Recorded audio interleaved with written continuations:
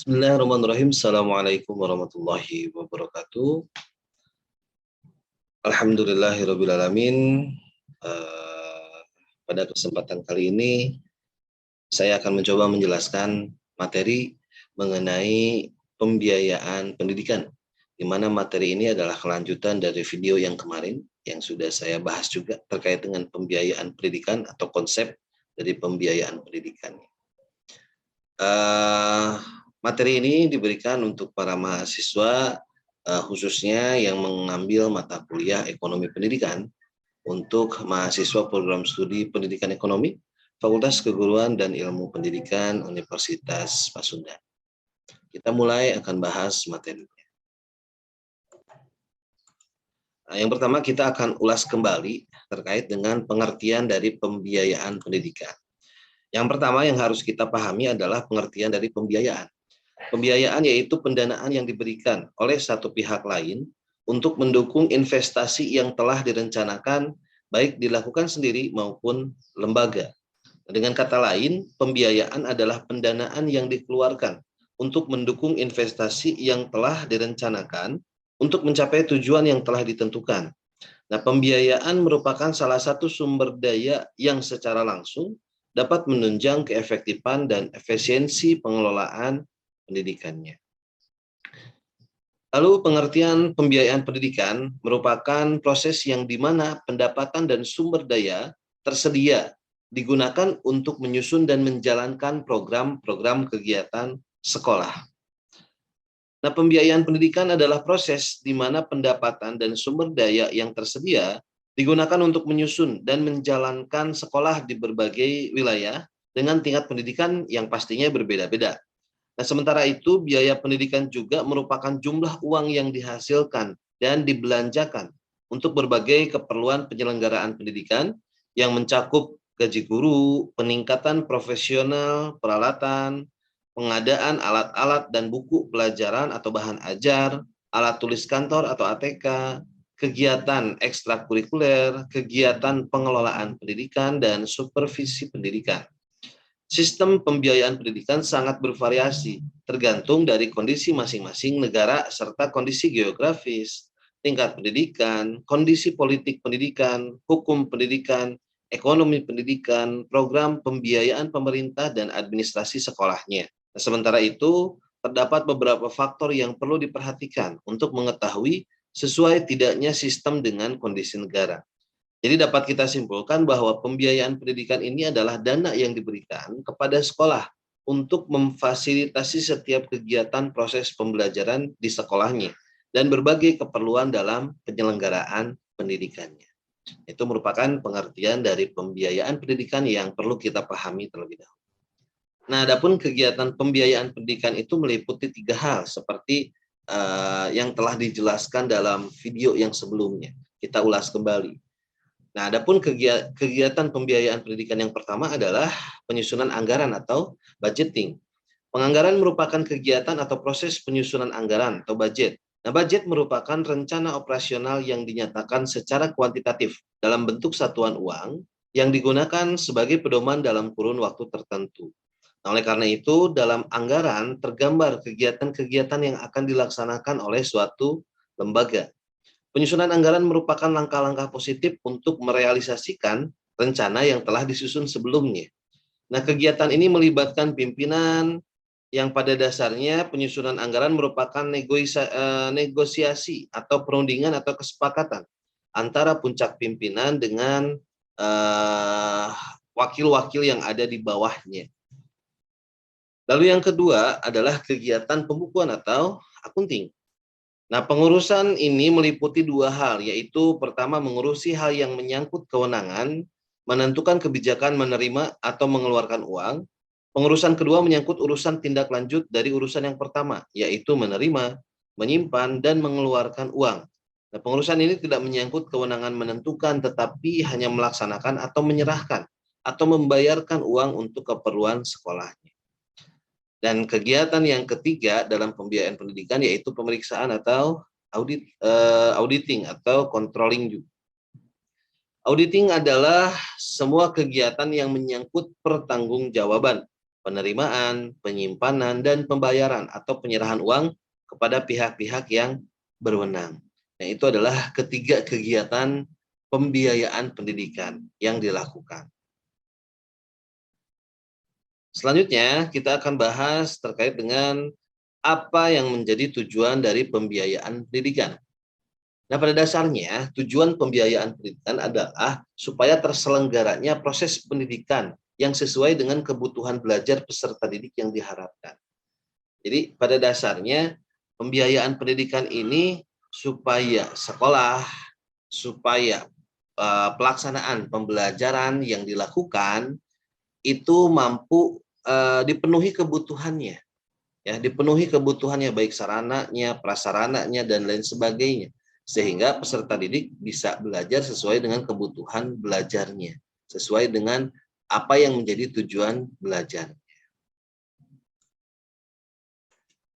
Nah, selanjutnya, adapun yang menjadi tujuan lain dari pembiayaan pendidikan adalah yang pertama, terlaksananya fungsi manajemen, yaitu budgeting atau dalam hal menganggarkan, penganggaran. Nah, seperti yang kita ketahui bahwa sekolah itu adalah sebuah lembaga, ya, sebuah lembaga pasti harus memiliki manajemen atau organisasi yang ada di dalamnya. Nah, pembiayaan pendidikan ini adalah untuk si fungsi manajemennya itu bisa berjalan, yaitu salah satunya adalah budgeting atau dalam hal penganggaran.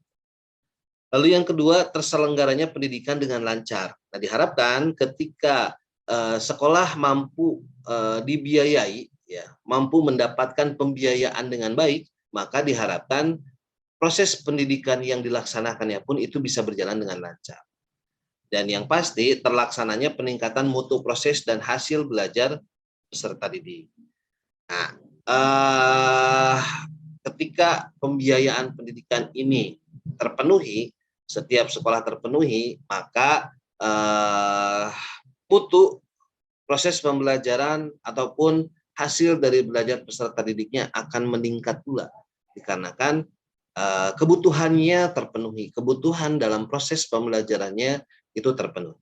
Itu adalah tujuan dari pembiayaan pendidikan. Selanjutnya kita akan membahas mengenai manfaat pembiayaan pendidikan. Nah, adapun manfaat pembiayaan pendidikan, yaitu yang pertama adalah untuk memenuhi kebutuhan sekolah, seperti melengkapi sarana dan prasarana, lalu menyelenggarakan kegiatan-kegiatan yang dilaksanakan di sekolah, yaitu untuk perawatan atau maintenance sarana dan prasarana ataupun alat-alat yang lainnya, serta kebutuhan-kebutuhan lainnya. Lalu yang kedua adalah untuk memenuhi standar pendidikan. Nah, apa saja standar pendidikan itu? Saudara pasti sudah paham, ya, 8 standar pendidikan, yaitu standar isinya, standar proses, standar penilaian pendidikan, standar kompetensi lulusan, standar pendidik dan tenaga kependidikan, standar pengelolaan, standar pembiayaan pendidikan, dan standar sarana dan prasarana. Nah, ketika pembiayaan pendidikan ini mampu dipenuhi dengan baik, maka standar pendidikan ini mampu bisa dikelola dengan baik pula dan dijalankan dengan baik pula. Dan yang ketiga, meningkatnya mutu proses dan hasil belajar peserta didik.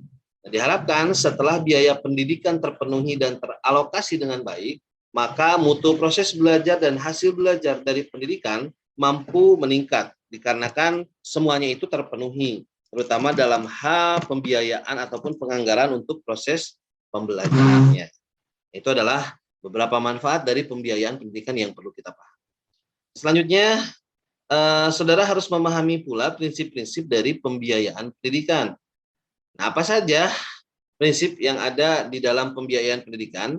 Yang pertama adalah legal, yaitu sesuai dengan peraturan perundang-undangan atau hukum. Kaitannya dengan pembiayaan pendidikan, yaitu dalam prinsipnya, pelaksanaan pembiayaan pendidikan harus sesuai dengan aturan yang berlaku. Lalu yang kedua, prinsip yang kedua adalah manfaat. Pembiayaan pendidikan harus memberikan manfaat bagi semua sektor yang terlibat di dalam pendidikannya, seperti contohnya bagi sekolah, bagi guru, bagi peserta didik, dan yang lainnya. Prinsip yang ketiga adalah efektif atau efektivitas. Efektif seringkali diartikan sebagai pencapaian tujuan yang telah ditetapkan. Nah, efektivitas lebih menekankan pada kualitas outcome-nya, Nah, manajemen keuangan dikatakan memenuhi prinsip efektivitas jika kegiatan yang dilakukan dapat mengatur keuangan untuk membiayai aktivitas dalam rangka mencapai tujuan lembaga yang bersangkutan dan kualitatif outcome-nya sesuai dengan rencana yang telah ditetapkan. Lalu prinsip yang keempat adalah efisien, berkaitan dengan kuantitas hasil suatu kegiatan. Efisiensi adalah perbandingan yang terbaik antara masukan atau input dan keluaran atau output, atau antara daya dan hasil. Daya yang dimaksud meliputi tenaga, pikiran, waktu, biaya. Nah, perbandingan tersebut dapat dilihat dari dua hal, yaitu dilihat dari segi penggunaan waktu, tenaga, dan biaya. Kegiatan dapat dikatakan efisien apabila penggunaan waktu, tenaga, dan biaya yang sekecil-kecilnya dapat mencapai hasil yang ditetapkan. Lalu yang kedua dilihat dari segi hasil, yaitu kegiatan dapat dikatakan efisien kalau dengan penggunaan waktu, tenaga, dan biaya tertentu memberikan hasil sebanyak-banyaknya, baik dari sisi kuantitas maupun dari sisi kualitas. Lalu yang kelima, prinsip yang kelima adalah adil. Keadilan dalam prinsip-prinsip manajemen keuangan pendidikan berarti besarnya pendanaan pendidikan harus sesuai dengan kemampuannya masing-masing, baik dari pemerintah pusatnya, pemerintah daerah, ataupun dari masyarakat. Yang keenam, prinsip pembiayaan pendidikan adalah transparansi. Berarti adanya keterbukaan. Nah, dalam lembaga pendidikan, bidang manajemen keuangan yang transparan berarti adanya keterbukaan dalam manajemen keuangan lembaga pendidikan, yaitu keterbukaan sumber keuangan dan jumlahnya, rincian penggunaan dan pertanggungjawabannya harus jelas, sehingga bisa memudahkan pihak-pihak yang berkepentingan untuk mengetahuinya. Transparansi keuangan sangat diperlukan dalam rangka meningkatkan dukungan orang tua, masyarakat, dan pemerintah dalam penyelenggaraan seluruh program pendidikan di sekolah.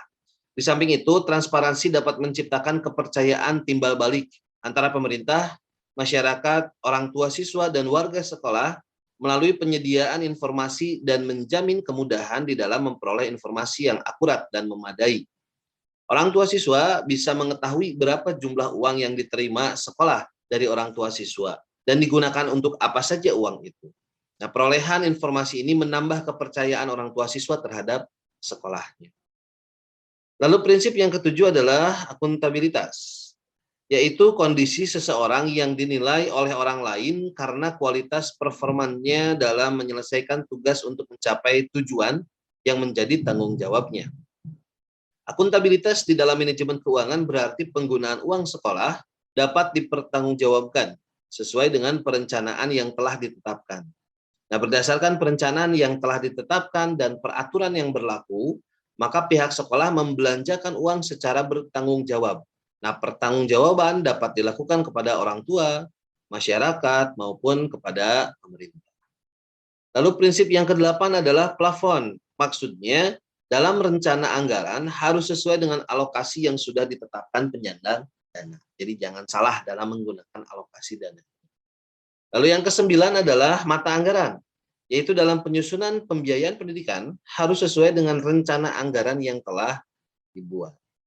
Lalu prinsip yang selanjutnya adalah tidak langsung. Nah, maksudnya dalam pembiayaan pendidikan, dana yang diterima oleh sekolah harus disetorkan dulu ke bendahara sekolah. Jadi tidak langsung bisa digunakan oleh masing-masing bagiannya.